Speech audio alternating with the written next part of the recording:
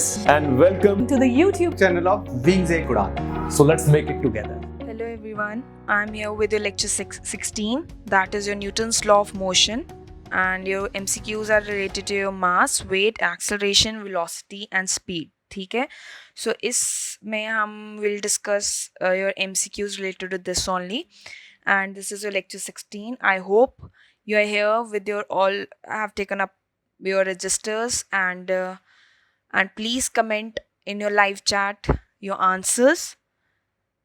So let's get ready and let's start with your first question related to your Newton's law.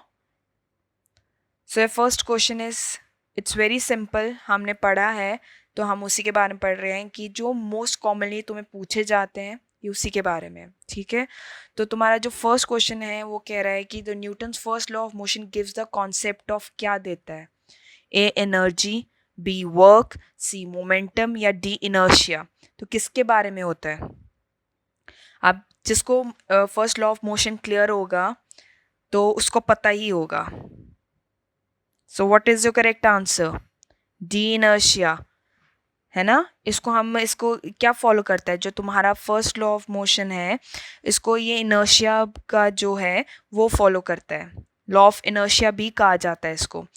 इसके according Newton का पहला law कहता है कि अगर एक ऑब्जेक्ट रेस्ट पे है तो वो रेस्ट में रहेगा, और अगर एक ऑब्जेक्ट मोशन में है तो वो मोशन में ही रहेगा, सेम स्पीड में और एक सेम डायरेक्शन में चलता रहेगा जब तक बाहर से कोई फोर्स ना लगे.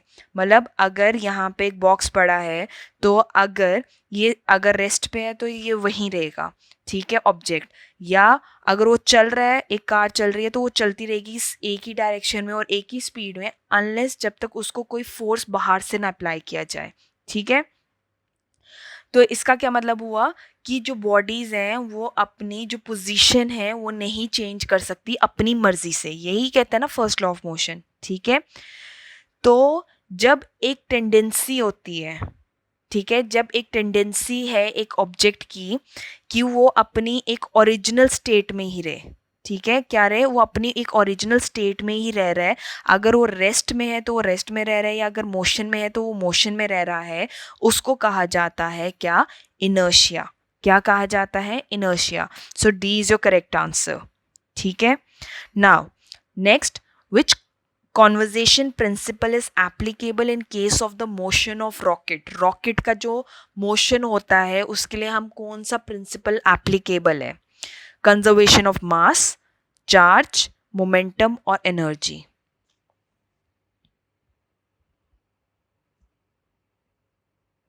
So what is your correct answer? Your correct answer is C, conservation of momentum होता है. ठीक है, अब तुम्हें पता है कि बेसिकली क्या होता है. अब तुम्हें पता है कि जब रॉकेट है, ठीक है, वो क्या देता है? इट थ्रोज आउट या गैसेस थ्रो आउट करता है. It ejaculates, basically it throws out gases. ठीक है, तो क्या होता है जब रॉकेट ऊपर की तरफ जाता है तो क्या होता है? वो गैसेस बाहर रिलीज करता है. ठीक है ना, रॉकेट उड़ते हुए तो देखा ही होगा. तो जब रॉकेट ऊपर की तरफ जाता है तो वो गैसेस रिलीज करता है नीचे की तरफ. ठीक है, इन अ डाउनवर्ड डायरेक्शन. ठीक है, जिसकी वजह से ना वो मोमेंटम बनाता है. ठीक है, वो क्या करता है? एक मोमेंटम बनाता है गैसेस का बैकवर्ड, और यह क्या करता है? और जिसकी वजह से जो रॉकेट है वो फॉरवर्ड डायरेक्शन में जाता है. ठीक है, तो एक मोमेंटम बन जाता है जिसकी वजह से जो रॉकेट है वो ऊपर की तरफ जाएगा. जब बेसिकली जब रॉकेट स्टार्ट होता है तो वो गैसेस रिलीज करता है डाउनवर्ड डायरेक्शन में, जिसकी वजह से ना एक मोमेंटम बनता है. अब जब एक मोमेंटम बनता है, एक स्पीड बनती है, एक मास आता है गैसेस का, जिसकी वजह से तुम्हारा जो रॉकेट है वो ऊपर की तरफ जाता है in your opposite direction, that is in a forward direction. Right, तो इसको कहा जाता है कंजर्वेशन ऑफ मोमेंटम. अगर तुम्हें मोमेंटम का फॉर्मूला पता होगा, दैट इज, इसको डिनोट किससे किया जाता है? पी से. That is mass into velocity कहा जाता है. जितना मास और वेलोसिटी है उसके सम को क्या कहा जाता है? सम और मल्टीप्लिकेशन, दैट इज मोमेंटम. ठीक है, so C is your correct answer. Next, अब थर्ड क्वेश्चन तुम्हें पूछा गया है, if mass becomes 3 times and acceleration becomes 2 times, and height remains constant, what will be the effect on potential energy? तो potential energy पे तुम्हारा क्या effect होगा? अब तुम्हें simply बोला गया है कि तुम्हारा जो mass है that is 3 times, ठीक है? acceleration कितनी है? that is 2 times, ठीक है? so what is your potential energy? ठीक है? तो तुम्हारी potential energy कितनी होती है? your potential energy is mass into acceleration into height होती है, ठीक है? तो मास तुम्हारा 3 दिया है, 3 टाइम्स, दैट इज 2 टाइम्स, और हाइट तुम्हारी 1 है, दैट इज 6 टाइम्स हो जाएगी। तुम्हारी जो पोटेंशियल एनर्जी होगी उसका कितना होगा? 6 टाइम्स तुम्हारी पोटेंशियल एनर्जी शो करेगा। So C is your correct answer. Next, Newton second law gives the measure of A acceleration, B force, C momentum और डी एंगुलर मोमेंटम।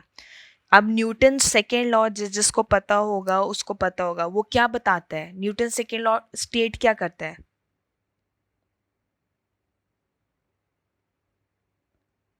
तो सेकेंड लॉ क्या कहता है, अगर तुमने पढ़ा होगा तो वो कहता है कि जो rate of change of momentum है, ठीक है, वो किसके डायरेक्टली प्रोपोर्शनल है? To the force applied. मतलब वो कहता है कि it is directly proportional to rate of change of momentum, ठीक है, राइट?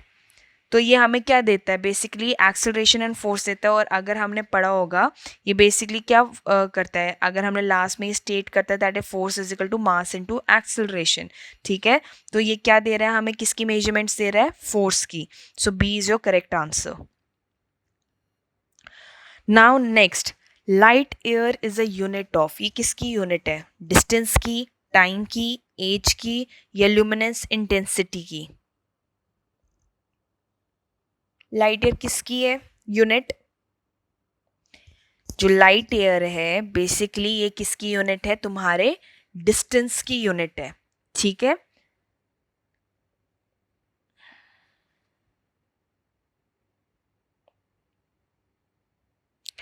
तो लाइट ईयर क्या डिफाइन किया गया है? लाइट ईयर क्या होता है कि कितना डिस्टेंस जो है लाइट ने ट्रैवल किया, ठीक है? एक बीम ऑफ लाइट है, उसने कितना डिस्टेंस ट्रैवल किया इन अ सिंगल अर्थ ईयर। एक साल में अर्थ के अराउंड कितना लाइट जो है, उस लाइट ने कितना डिस्टेंस ट्रैवल किया, ठीक है, उसको कहा जाता है लाइट ईयर, ठीक है? अब कितना किया जाता है? It is about 6 trillions. कितना? 6 ट्रिलियंस के अराउंड वो डिस्टेंस ट्रैवल करता है, ठीक है? तो या तो हम ये कह सकते हैं कि लाइट ईयर कितना हुआ, या हम लिख सकते हैं कि सन ने कितना डिस्टेंस ट्रैवल किया अराउंड द अर्थ, है ना? हम बात करें अगर, तो हम उसकी बात कर सकते हैं कि कितना डिस्टेंस होगा फ्रॉम द अर्थ, तो वो हो गया लाइट ईयर, ठीक है? कि सन से जो लाइट निकलती है उसका डिस्टेंस कितना होगा फ्रॉम द अर्थ, ठीक है? अब तुम्हारा जो लाइट ईयर होता है, ठीक है, वो कितना होता है? तुम्हारा जो 1 लाइट ईयर है that is equal to 9.4607 into 10⁻12, ठीक है? इतना है तुम्हारा light year. It is 9.4607 into 10⁻12 होता है, ठीक है? और ये क्या करता है? डिस्टेंस करता है, that is in your meters, ठीक है? So A is your correct answer. Next, swimming is possible on account of A, first law of motion, B, second law of motion, C, third law of motion or D, Newton's law of gravitation.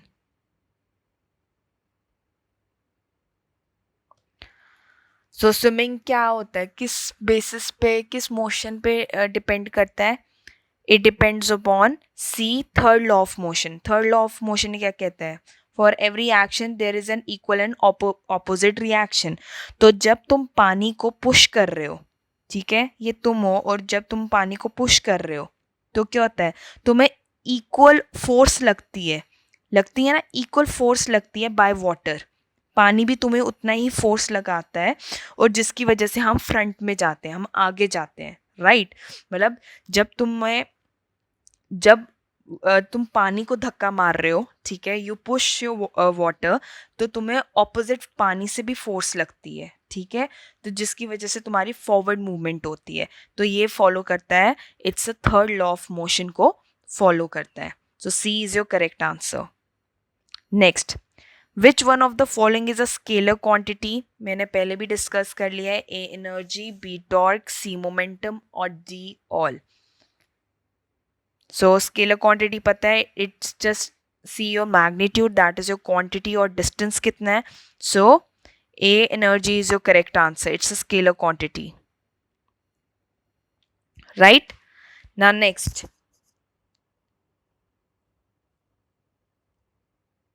Energy क्या होता है? That is mass upon volume, ठीक है ना, तो ये तो पता चल जाएगा, राइट।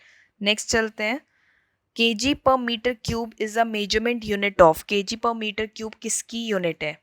ए momentum, B energy, C impulse और डी डेंसिटी।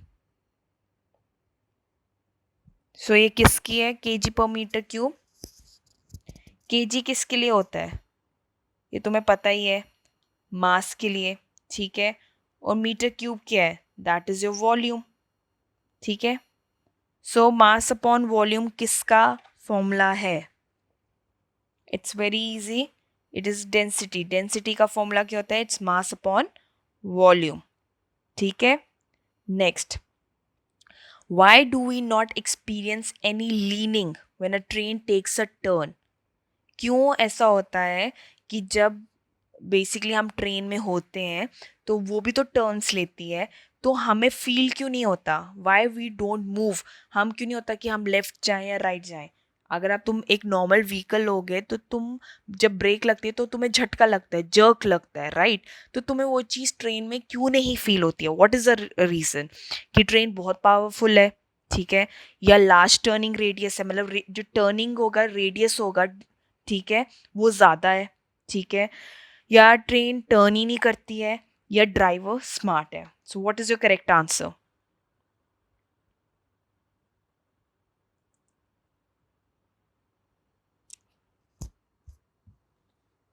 तो बेसिकली क्या होता है कि हम लीन नहीं करते हैं या हमें जर्क्स नहीं लगते हैं, क्योंकि जो ट्रेन होती है उसका जो रेडियस होता है वो क्या होता है? ज़्यादा होता है, ठीक है, तो बेसिकली हमें फील ही नहीं होता। जब छोटा रेडियस होगा एज कम्पेयर टू जो व्हीकल्स होती है उसमें हमें जर्क्स लग जाते हैं, ठीक है। तो और दूसरी बात है कि ट्रेन रुकती नहीं है, ठीक है, उसमें कोई ब्रेक नहीं लगता, राइट, ऐसा नहीं है ना कि उसमें कोई ब्रेक्स लग रही हैं या कोई अप्लाई हो रही हैं, उसके जो कर्व्स होते हैं वो वाइड होते हैं और राइट एंगल्स पे नहीं होते हैं, ठीक है, जिसकी वजह से हमें जर्क्स नहीं लगते हैं। और दूसरा ये रीज़न है कि उसका जो रेडियस होता है वो लार्ज होता है एज कम्पेयर टू जो व्हीकल्स होती हैं, ठीक है। So B is your correct answer. Next, when we jump out of a boat standing in water, it moves forward, backward, sideways या none of the above? तो क्या होगा जब हम बोट से बाहर जंप करेंगे, ठीक है, तो क्या होता है? तो ये जो बोट है वो मूव फॉरवर्ड आगे चली जाएगी, बैकवर्ड जाएगी, साइडवेज या none of the above? It's very easy, obviously जो बोट है वो बैकवर्ड जाएगी, ठीक है। So let's move on to next question. If a body travels with constant acceleration, which of the following quantities remain constant? अगर एक body जो है वो ट्रैवल कर रही है कांस्टेंट एक्सेलरेशन के साथ, ठीक है, तो कौन सी क्वांटिटी है वो कांस्टेंट रहेगी? ए डिस्प्लेसमेंट, बी वेलोसिटी, सी टाइम या नन ऑफ दीज?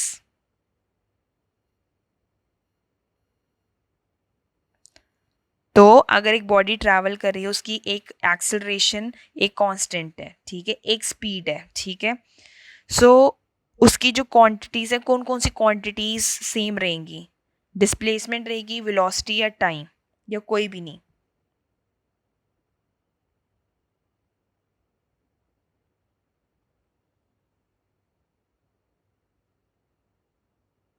ठीक है, सो उनका कहना है,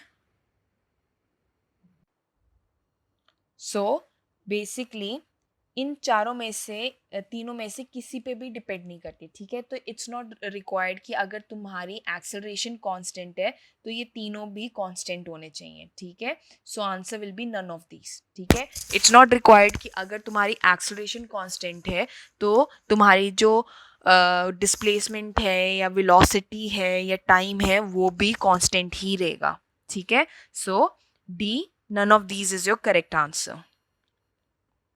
Next, a person sitting in an open car moving at constant velocity. क्या बोला है? Constant velocity पे move कर रहा है.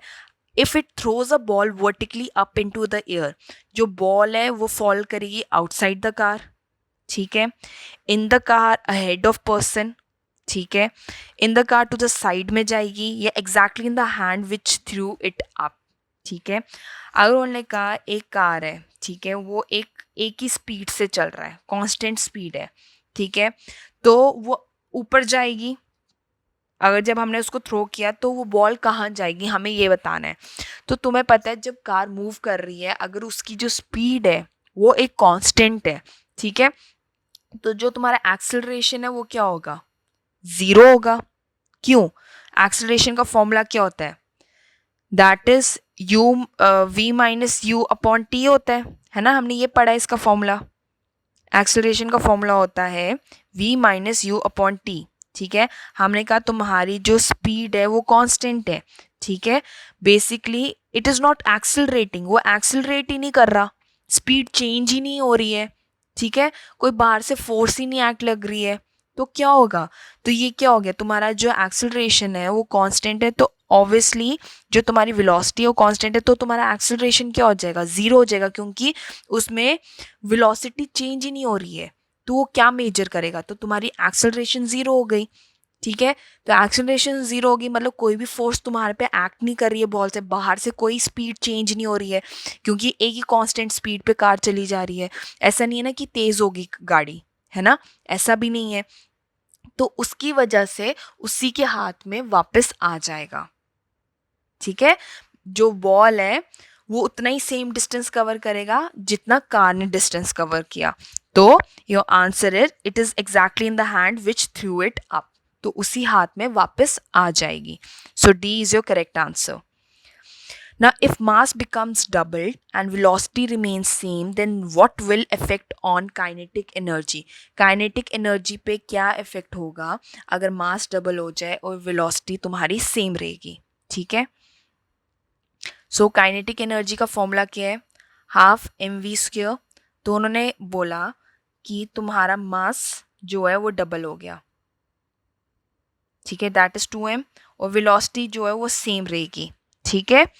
तो what it will B, kinetic energy same रहेगी, 2 टाइम्स हो जाएगी, 4 टाइम्स हो जाएगी, या none of these. So what is your correct answer?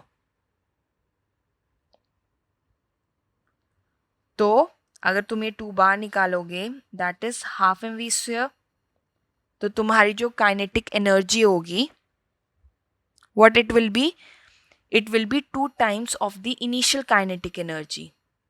जो इनिशियल जो तुम्हारी थी ये थी ना, इनिशियल क्या है, हाफ mv² है, तो it will be 2 times of the initial kinetic energy. Half mv² तो तुम्हारी काइनेटिक एनर्जी होगी, that is your initial kinetic energy. So तो तुम्हारी काइनेटिक एनर्जी उस पर इफेक्ट क्या होगा, that will be 2 times. So B is your correct answer. Now the average velocity of the body is given by the expression. Average velocity कैसे दिया जाता है? What is the formula? Tell me.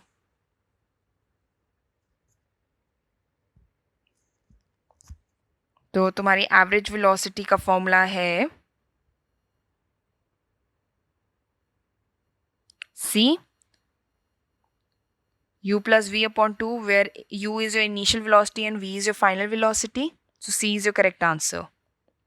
Next, when a car driver traveling at a speed of 10 metre per second की speed से एक car driver चल रहा है और उसने अप्लाई की ब्रेक्स, ठीक है, and brings the car to rest in 20 seconds, then the retardation will be 2 meter per second square, minus 2 meter per second square, minus 0.5 meter per second square, या 0.5 meter per second square. सो उन्होंने क्या बोला, एक car driver है उसकी जो travelling speed थी, मतलब योर इनिशियल वेलोसिटी जो थी that was 10 metre per second, और उसने अप्लाई कर दी ब्रेक, तो रेस्ट पे आ गई, जो तुम्हारी फाइनल वेलोसिटी क्या हो जाएगी 0 मीटर पर सेकेंड, है ना। और टाइम जो है उसने किया that is 20 seconds, then the retardation will be, तो what will be your acceleration, v minus u upon t, v कितना है 0 minus 10 upon t 20, so it will be minus 10 upon 20,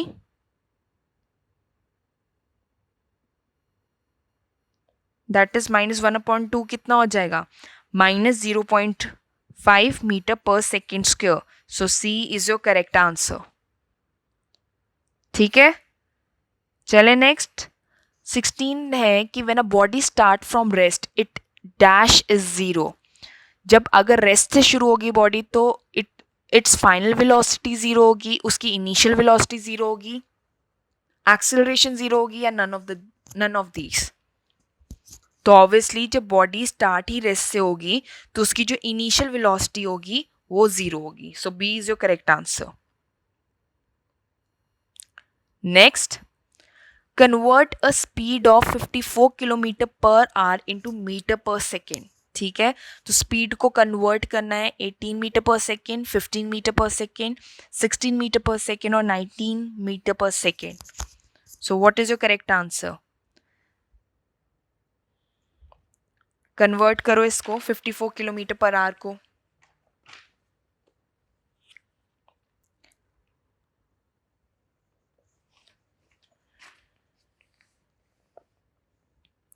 जब 54 किलोमीटर को चेंज करोगे क्या होगा मीटर में?